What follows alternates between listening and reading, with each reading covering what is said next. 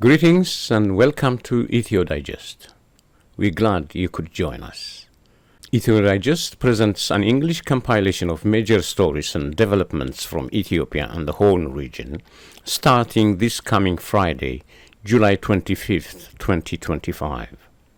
Today, in our opening program, as a way of introducing ourselves and our reason for being here, we decided to bring you our commentary on the current major development in the Ethiopian political landscape, namely the virtual protests and the counter-protests of the last several weeks.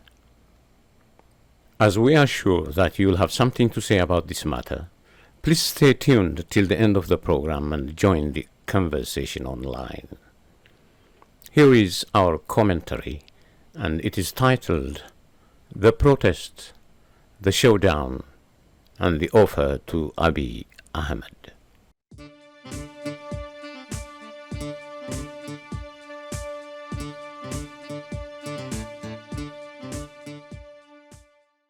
The end of war, the end of tyranny, and the establishment of lasting peace. These slogans were amplified and were brought to the front and center of the virtual protest on Saturday, the 7th of June, 2025. Weeks after this took place, the reaction of different groups to the protest has kept the subject at the center of our political discourse. Who joined and who did not, why it was necessary and whether it will work or not, are some of the topics that are dominating our political theater. The following is our observation of what happened. From groups who have raised arms against the regime, like the Amhara Fano National Forces and the Oromo Liberation Army, to groups who advocate only to a peaceful means of struggle, like the Oromo Federalist Congress, the Nnat Party, the Ethiopian People's Revolutionary Party. Groups with different ideologies and groups who have commitments to different ethnic and regional constituents and military units. In short, all concerned Ethiopians from all walks of life descended on this platform. It is, therefore, only appropriate to ask how two diametrically opposite views could merge and form a coalition. The answer is the lack of political space. The lack of political space in the nation is the single most important factor in bringing these diverse groups together, as Ethiopians were left with no choice but to embark on this cunning plan and strategy beyond the reach of the present government. In other words, it came out of necessity. It's rather important to underscore that Ethiopians know who Abiy Ahmed is. In short, they're aware of the person with a toddler's caliber who thinks he's in charge of a toy shop. He's neither capable nor willing to do the job. He's like a captain on a ship, who, as long as his chambers are secured and as long as his Arabian masters and Turkish war merchants are happy, does not give a penny's worth to his passengers on board. The doctor, in his audacity, is treating a critically ill patient with makeup and wardrobe. He cares less about the plight of Ethiopians everywhere else in the country. Here are some of the highlights of what the Ethiopian nation has been enduring under Abiy Ahmed. 7 years of continuous civil war. Over 1 million deaths in the Tigray region alone in the 2-year war waged by the Ethiopian and the Eritrean military units. More than 100,000 women and girls sexually assaulted by these troops. Hundreds of thousands of more deaths due to the wars waged on the Amhara and Oromia regions. Genocide. Government-sponsored kidnappings, ransom collections by Gestapo-like special forces sanctioned by Shimelis Abdisa. From the lynching mobs of Shashamane to the Kori Nagenya ruthless murderers from the squad headquarters of Adama to the killing and contraband networks of Jima and Jiga, from the well-orchestrated and well-organized ethnic cleansing to the displacement of communities in cities across the land. Thousands of civilians being killed by drones supplied by the United Arab Emirates and the fellow Turkish war merchants. Tens of millions of school-age children out of school. Conscription of the 12, 13 and 14-year-olds to the Ethiopian military is rampant. The world's highest number of internally displaced people. Inflation is beyond control. The value of the Ethiopian currency has dipped into the abyss since the implementation of the macroeconomic reform that demoted the birr to a third of the value it had 1 year ago. Absence of due process, the absence of human rights, the absence of the free press. Health care professionals were arrested and charged with terrorism for demanding a pay rise. Mind you, Ethiopian doctors are paid $92 a month when doctors across the border in Kenya are making 10 times more than that. Ethiopia has lost its diplomatic exuberance and has become to be portrayed as a warmonger by its neighbors. Ethiopia is being sold. We can list hundreds of atrocities committed against Ethiopia and Ethiopians by the present regime, but the few that are listed above should suffice in legitimizing the protest. A little more than a month ago, Mr. Taye Denda opened the floodgates and allowed us to learn the horrific secrets behind the Prime Minister's lavish facade. Though he paid for it, and he is still paying for it by being put in detention by the government, the airwaves have been busy and overflowing with similar testimonies of prominent Ethiopian politicians who happen to have similar knowledge on this subject. From Jawar Mohammed to Gaddu Andargacho, from Milkesa Madiga to Lidatu Ayaleo, came out and told us things we could never imagine possible. They showed us how infantile and pathetic the person is. They showed us how hateful, how genocidal, how cheap, how small, illiterate and ill-advised the person is. They told us he is a psychopath, a pathological liar, a con artist and a coward. We can agree that it was not easy for Ethiopians to come to this conclusion, but they have to stop the loose cannon, criminal and madman, from stirring the very ship he is deliberately destroying. So a cunning plan was necessary, because everyone's survival depended on the safety and the security of that ship. Bold, genuine, and well thought out. The plan was cunning. In fact, it was cunning that it outsmarted the crowned con artist of the planet, also known as Abiy Ahmed. The worst part of the bargain for Abiy Ahmed, however, was that this stark depiction of the reality on the ground was observed by all concerned parties across the globe. The emergence of such a platform, its transparency, and its apparent delivery was extraordinary. This virtual convention of Ethiopians has not only surpassed expectations in resonating across the land, but has also brought solidarity among the unprecedented number of Ethiopians from all walks of life and every corner of the political spectrum. What a turnout! The turnout surprised everyone, even the people who were responsible for bringing this convention to life. Their projection of pulling about 100,000 attendees to this platform was not even close to the over 1 million attendees who virtually tuned in to protest. The biggest surprise, however, was the civility displayed throughout this protest. What do we mean by that?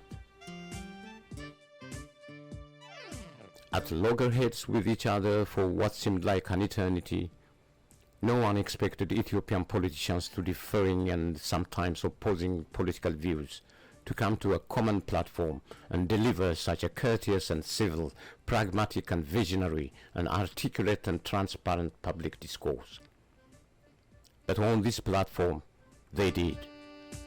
In an unambiguous way, this platform merged and articulated the voices of nearly 125 million Ethiopians. The message was clear: a call to end the war, to end tyranny, and the establishment of lasting peace.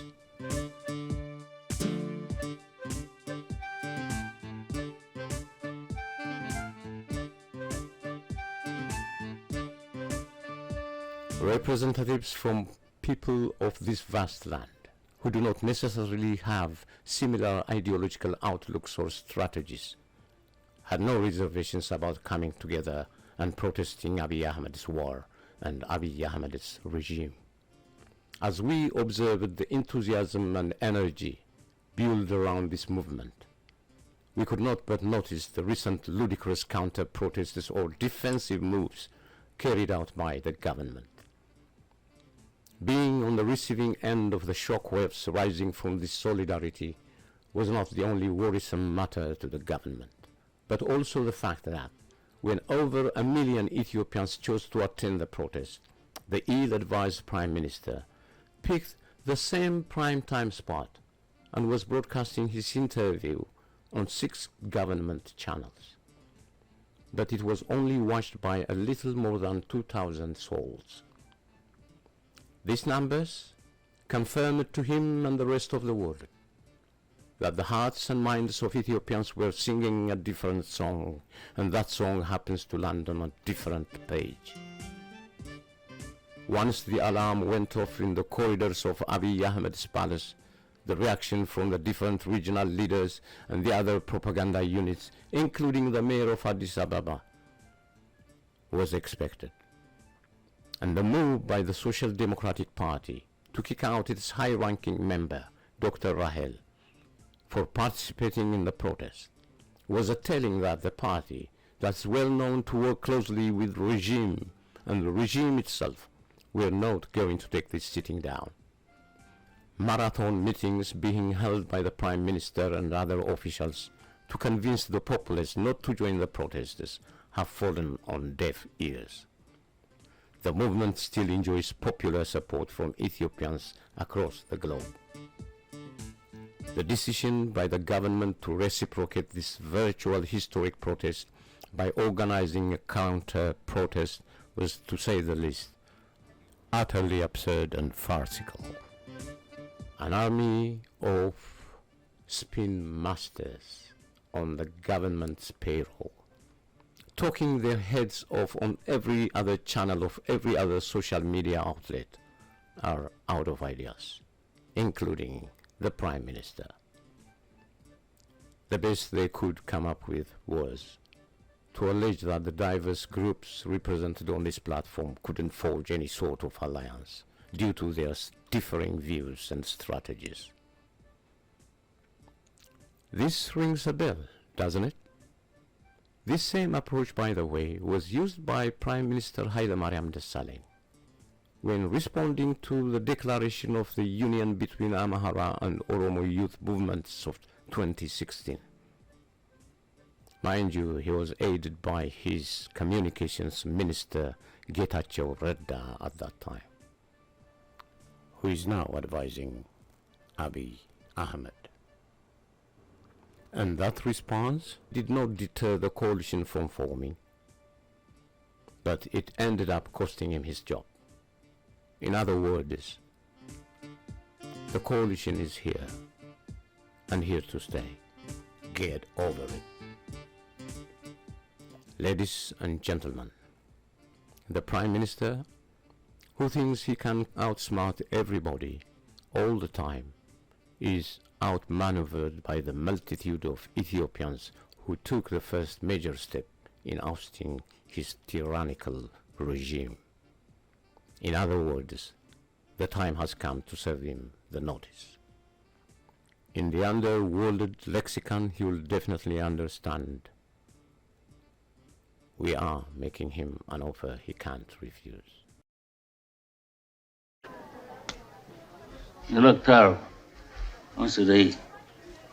I want you to rest well, and a month from now, this Hollywood big shot's gonna give you what you want. It's too late. They start shooting in a week. I'm gonna make him an offer he can't refuse.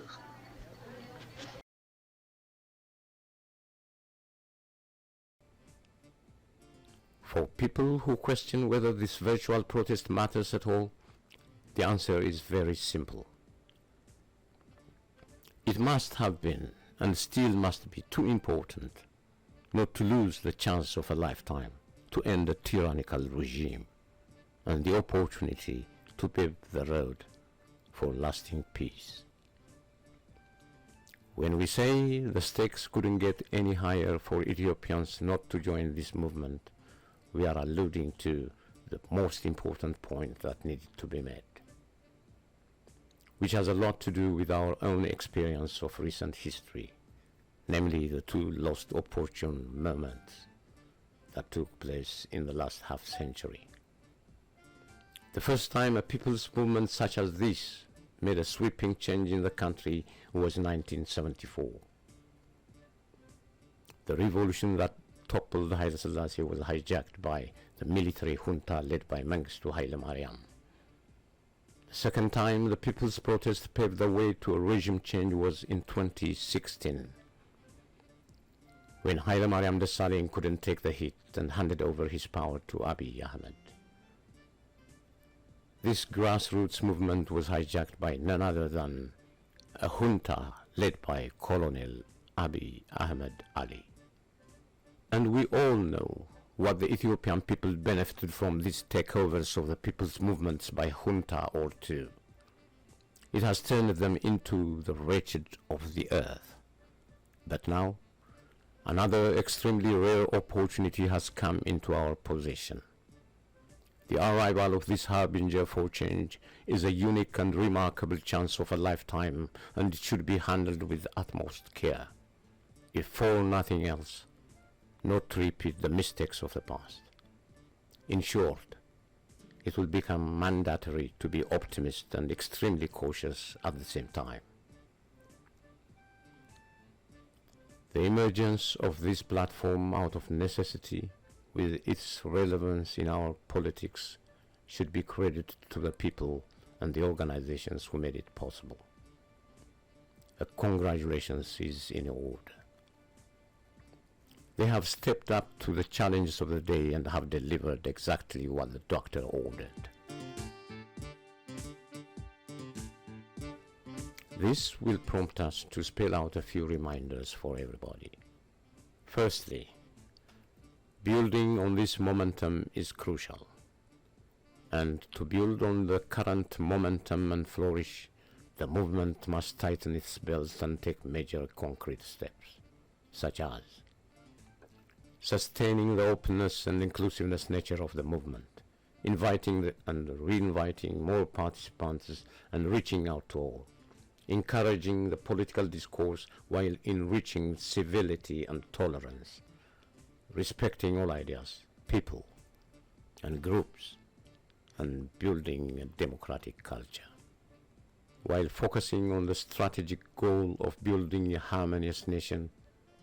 The movement must further articulate the steps to be taken on the roadmap to peace. The third equally important matter would be that Ethiopians have been assured that the only way to bring about the desired change is to primarily depend on their own struggle and their own homemade solution. Therefore, the concerted effort of all the stakeholders is obligatory and crucial for the success of this movement. In the future, let's first consider building an independent institution that will uphold the universally declared articles of our human rights. Let's first build the independent judiciary that will uphold the law of the land. Let us build a system that will work for all. for people who still mistrust this platform, because it included people and groups whom they believe have played a detrimental role in the past.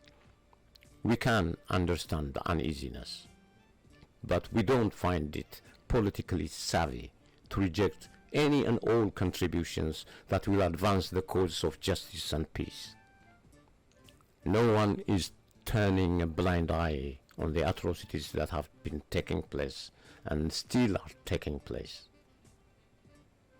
As one representative put it squarely, this joint venture also means that people and groups that have committed atrocities will be held accountable. Remember, this is not the Pretoria Agreement, whose top priority was to give immunity to the signatories. This is the people's movement, aiming to bring a sweeping change. For the contenders of the throne, the message must be clear, that this movement is not about replacing one person with another. It is a movement to build a new nation on the ruins of the current evil empire.